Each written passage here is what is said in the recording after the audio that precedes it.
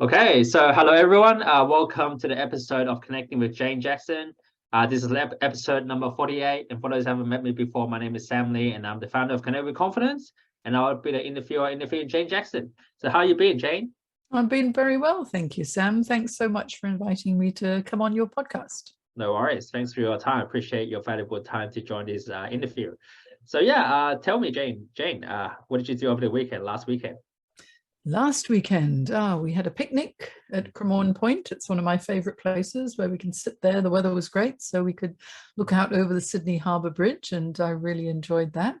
And nothing like a bowl of prawns and a glass of bubbles while the sun sets. So that's one of my favorite things. I like golf as well. And I'm a crazy cat lady, so I play with my cats a lot, and I'm now a grandmother twice over. So whenever I get to see my grandkids, I'm very excited because they're 2 and 3 and absolutely delightful. So good, life is full. Sounds great. Congratulations on being a grandmother. Yeah. I don't know how that happened. It seems so.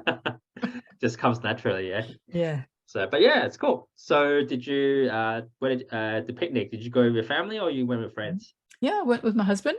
Oh, okay. Yep, and then the kids came and joined us, and so it was all quite loud and raucous and lots of fun. So yeah, that's really good.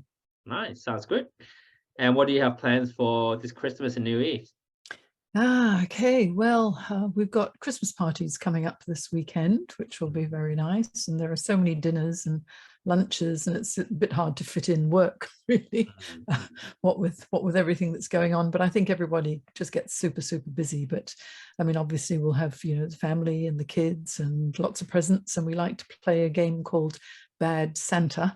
So everybody brings a present, and then we pass it around, and we choose a present, and then we try and steal each other's presents. So it's all very silly, but a lot of laughs and very nice family time. Sounds interesting. I guess it's what it's about, spending time with family during Christmas, New Year. And yeah, like this year's been very fast. I guess when we had COVID during the start of the year, and then like now it's just December already, like so time flies. So yeah, and really, I mean, it's so nice that now we can connect with people face to face, because the past 2 or 3 years it's been so much online, which is what I enjoy. I love connecting online because it works really well, and it's convenient, and we don't need to commute, and we can still connect quite easily as we're doing now. But last week was wonderful because I caught up with my dear LinkedIn local Sydney mates, and we haven't had a LinkedIn local Sydney event for a long time, and that's where we first met, Sam. Yes. Yeah, very true. And so Gillian Bullock and Eve Levine, who is our photographer, we all got together and we had dim sum down in Chinatown. Nice. In Sydney. And then after that I met up for a coffee face-to-face for the first time with a lady from the Australian Marketing Institute, whom we met online. And so we got to meet together because we've collaborated on some webinars, career webinars. And so just getting to know someone face-to-face, sitting down, having a coffee, having a lunch, being able to really look into your eyes, besides just looking into the webcam, was very special. Yeah, well said. I guess, there's just a lot of disruption during COVID, like you just can't meet people, and now it's just like, back to face, which is the vibe is a bit better. Yeah, I think a combination of both works very well for me. Yeah, cool. Sounds great. So Jane, I actually heard, are you mixed? Are you I heard you can speak Cantonese or something like that. Hey, 我識講廣東話. There you go. Let's do this in Cantonese, Sam. I'm from Hong Kong. My mum's Hong Kong Chinese. My dad's English. And when I was growing up, my father, he actually learned how to read, write, and speak Cantonese, which is not easy, for an Englishman from North Yorkshire. But because he became so fluent and he could even read the classics, the Chinese classic language, we all spoke Cantonese at home. So I didn't learn English till I was 5 or 6 years old when we went on home leave to the UK. And I remember when I was a little girl, I used to fight with my brother in Cantonese. Things like that. Nice. Yeah. Well, I have, my accent is very Hong Kong because I can hear that. it was the first language that I learned, but my vocabulary is really very limited now because I don't get a chance to speak it. So whenever I do get a chance, I like to say a few words, and then when they're long sentences, I get all confused. Okay. Yeah, like I said, just give me a wow, like just like as you look more Western than Hong Kong. So I was like, okay. The funny thing is though, is that when I'm in Hong Kong, every time I arrive and I hop into a taxi, the taxi drivers all talk to me in Cantonese. So I think that they're used to seeing Eurasian kids, and I guess they kind of pick it up. But over here, nobody knows unless I tell them. But whenever I go to a Chinese restaurant, I always try and order in Cantonese, and because I've forgotten so much, I tend to get it all mixed up and order the wrong thing. Okay. Yeah, I guess it's just really about brushing up Cantonese. So yeah, it's just similar to me. Like I grew up here in Sydney, so I came here when I was 4, and then I said to myself I want to learn more Cantonese because in Sydney you're always practicing English, so it's always good to learn another language, which is good. Yeah. Oh, well, there you go. We've got that in common, Sam. How good is that? Connection. That's the start of networking, isn't it? To get connected. For sure. Yeah, common interest. That's what it's all about. So that's really cool. So yeah, what do you have planned for any New Year's resolution for 2023? Anything happening in next year? I never do resolutions. I do goal setting, because goal setting is much better than resolutions. Whenever we make resolutions, we tend to let them lapse after 2 or 3 weeks. I'm going to lose weight. I'm going to do this. I'm going to do that. And then it never happens. But if you set your intentions to, I'm going to improve in this way, or I'm going to improve in another way, and then you set specific goals, then it works better. And I like to make sure that the goals are SMART goals. But basically, for me, it's going to be lots of family time, which is #1 priority, because it's important to live our values. And my values are #1 is, of course, my health, first of all, because if I'm not healthy, I can't do anything. So yes, I would say a goal is to stay healthy for as long as possible, and then make sure that there is as much time as possible for, my entire family, because my daughters call me a helicopter mother, and I like to helicopter over them and swoop in and help whenever I can. So a lot of family time, but of course also to continue with my career coaching business and corporate training business, and my career success program, which is where I help people in transition. So the more I can build that up, the more people I can reach and the more people I can help. So that's what I'm looking forward to. Sounds good. So yeah, that brings me to the second question. Now you mentioned it. So you're a career coach. How did you become a career coach? Okay, well, I've had a very interesting career journey in the first 20 years of my career, and now in the second 20 years of my career, and I've been around a long time now. It has been the absolute best journey ever, because when I found out about career coaching and I became a career coach, and this is back in 2001, it was like I was coming home. It was like, this is what I was born to be. And my career has, I've had quite a number of career transitions. I started my career working for Korean Airlines as a flight attendant, or a trolley dolly, a hostie, as they used to call us back then. And then I went into public relations. I get very airsick, so I'm not a very good air hostess. And I had to keep taking Dramamine pills all the time. So I decided this isn't going to be a long-term career. And so I went to university and I studied, and I went back to Hong Kong, which was home, after I graduated, and I started working in public relations. And so I was a PR consultant. Well, I started as a PR assistant and then a consultant, and I really enjoyed that. And then I had the opportunity to move to London, and I carried on doing that. And at that time, I fell in love, got married, ended up having a baby, so fast forward a few years, and I realized, well, I want to do something part-time, and I want to really fulfill what I enjoy doing. And at that time, fitness was a big thing. And it was in the Jane Fonda aerobics days. So I thought, I can do this part-time and still look after my baby when I had my first daughter. So I trained to become a fitness instructor. And that was a more than 10-year career where I was conducting aerobics classes. I subsequently, we moved to Singapore because of my husband's job at that time. Yep. I carried on teaching aerobics, became a personal trainer, Yep. entered some aerobics competitions, ended up getting a silver medal in the Nike National Aerobic Championship. Nice. And Nike sponsored me for 2 years to promote total body conditioning around Singapore, which was fantastic. Yep. But I wanted to get back into corporate, and because I'm naturally gravitate towards training, an opportunity came up for me, and I just said yes. I tend to say yes to things if opportunities arise, and become a corporate trainer. Yep. And so through the corporate training, I ended up expanding my network in the financial services sector within Singapore, and some additional opportunities came up. And then as some time went on, the career coaching opportunity working for a global outplacement company popped up, and someone said, I think you'd be good at that. And I went, oh, okay, let me go along and find out more about it. Yeah. So I found out more about it. I was interviewed, and during the interview, it was like multiple light bulbs coming on. I just thought, oh, yes, I want to do that. Oh, yes, I can do that. Oh, I can't wait to help people.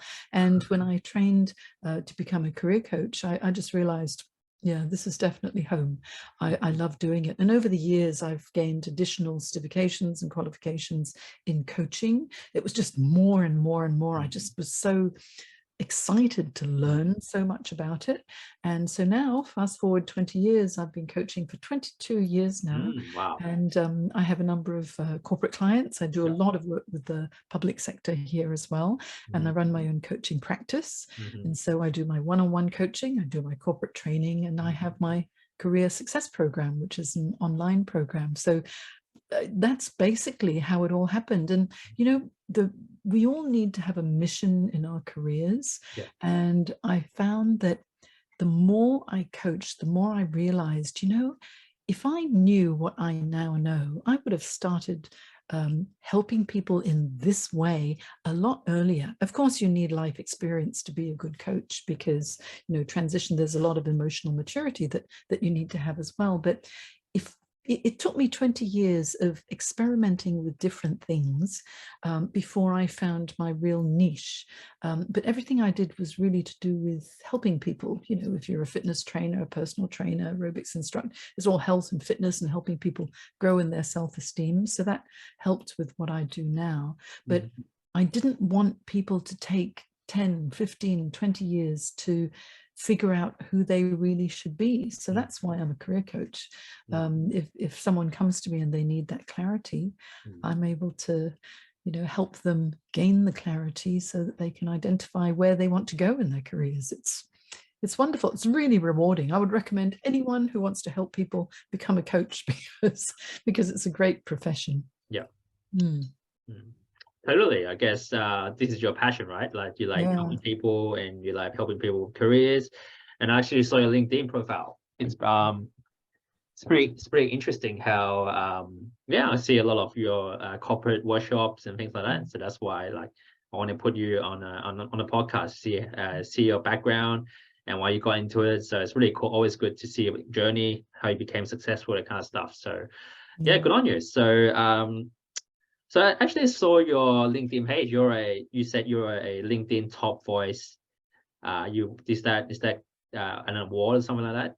Yeah, LinkedIn, every year LinkedIn scans globally people who are on LinkedIn, and they have this criteria of who is active on LinkedIn, who's providing value on LinkedIn and not just posting like buy my stuff, selling all the time, and who's actually having conversations and connecting with people. And so the LinkedIn Top Voice is all about people who are giving and connecting and expanding their network and doing good on LinkedIn, basically in their particular field. And so it was quite a surprise. I mean, LinkedIn, the news editors just approached me back in 2019, 2020, I think it was. And they said, oh, I just got an email, a message on LinkedIn and an email saying that you've been selected as one of our LinkedIn top voices in appreciation of what you do on LinkedIn. I went, wow, can't believe that. That's such an honor. And I love LinkedIn. I've been using it since 2005 Yep. for, to help my job seeker clients Yep. and to help them build their brand. And so the more I used it and the more sophisticated LinkedIn got with additional features, I realized what a powerful tool it is. Now it's become not just a powerful tool for job seekers, it's also for business to business, B2B, B2C is very strong as well. So you get a lot of companies promoting their own brands there, in addition to obviously job seekers and recruiters and hiring managers who are on LinkedIn. But all I share on LinkedIn is basically how to take control of your career, how to communicate effectively, how to handle yourself if you're being bullied at work, how to write a good resume, how to build your LinkedIn profile, all those things that will help you to create the sort of career that you enjoy. And so then another surprise was in 2021, they nominated me again for LinkedIn Top Voice, because I'm active on LinkedIn, and some top voices are nominated many times, but just to be nominated once was very nice. So it was a real honor to be nominated again. But it just means that I use LinkedIn. I use LinkedIn effectively. I help people on LinkedIn, and it helps me actually to fulfill my mission. And we all should have a mission in our careers. And my mission is to make careers guidance accessible and affordable to everybody who needs it. Because when I was young and trying to figure out my career, I didn't really know what I was doing. It was like, oh, this opportunity came up, why don't I give it a go? And that's a great attitude to have, but it isn't good for career planning. And so if you want to set a plan, you need to have the clarity. So that's what I help people with.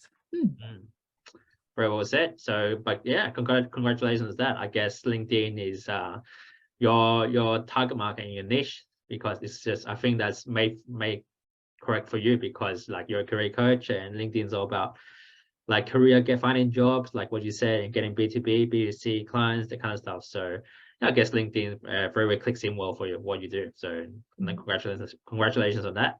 Thank you. Thank you. Cool. No worries. So so did you say before being a career coach you were doing PR, that kind of stuff? Like you were okay.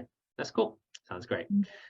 And okay, that's cool. So the second last question is, how do you build trust with people? What's your secret behind building rapport with people? Can you share a little bit about that and how you do it? Building rapport with people. Sometimes it just clicks, sometimes it doesn't. But if you want to develop relationships, I've found it's really important to have open communication, and it's not all about you, it's really all about them. That's the important thing. And when Gillian Bullock and we were co-hosting our LinkedIn Local Sydney events, the whole point of LinkedIn Local was taking online connections offline, so you can shake someone's hand, you can be with them in their physical presence and really get to know each other and have a bit of fun. Because when you're developing a relationship, you shouldn't have an agenda. It should be just genuinely wanting to get to know the other person, because as soon as there's an agenda, it ends up being like a sales element to it. And I really don't like that. And sometimes I pull away from relationships because I realize it's like a sales pitch. And so if you want to really connect with people when you're networking, forget about yourself, think about them, get to know them, and offer, how you may be able to support them, or just simply be interested in what their story is. And you know what? Most people love talking about themselves. That's what podcasts are all about as well. That's why I have a podcast and I interview people, because it's just so good to hear their stories. And everyone's got a really interesting story to tell. I've yet to meet someone who hasn't got an interesting story. And some people are just too shy to discuss them. So if you practice powerful questioning and deep listening, so you ask good questions to draw information out of people, and then you really listen to understand what they're saying rather than listen to respond. Because very often there's a conversation and people are talking, and when they're talking, they like to interrupt and go, yeah, I've had that experience too. And then they kind of butt in and they talk, and then it suddenly becomes all about them again. When you really want to develop a good relationship, just listen. listen and absorb, and then naturally the questions will come and you ask, tell me a little bit more about that. Well, that's an interesting bit. Can you expand upon it? And would you like me to share my experience? So if you encourage them in a way to ask questions so that, or get permission in order to tell your own story during that time, and it's quite respectful. And if they like you, then you continue to keep in touch.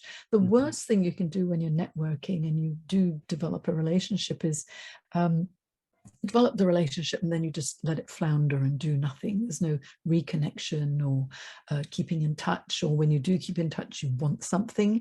That's not the way to do it. It's always think of being in the spirit of generosity, and that way the friendships can develop, and then the genuine relationships happen as well.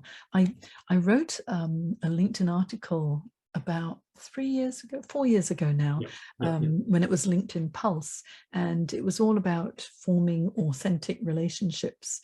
And the picture on front cover was of myself and Gillian Bullock at a LinkedIn local Sydney event, which we don't host anymore, mainly because of COVID, and we haven't reinvented them again. I guess we need to resurrect them.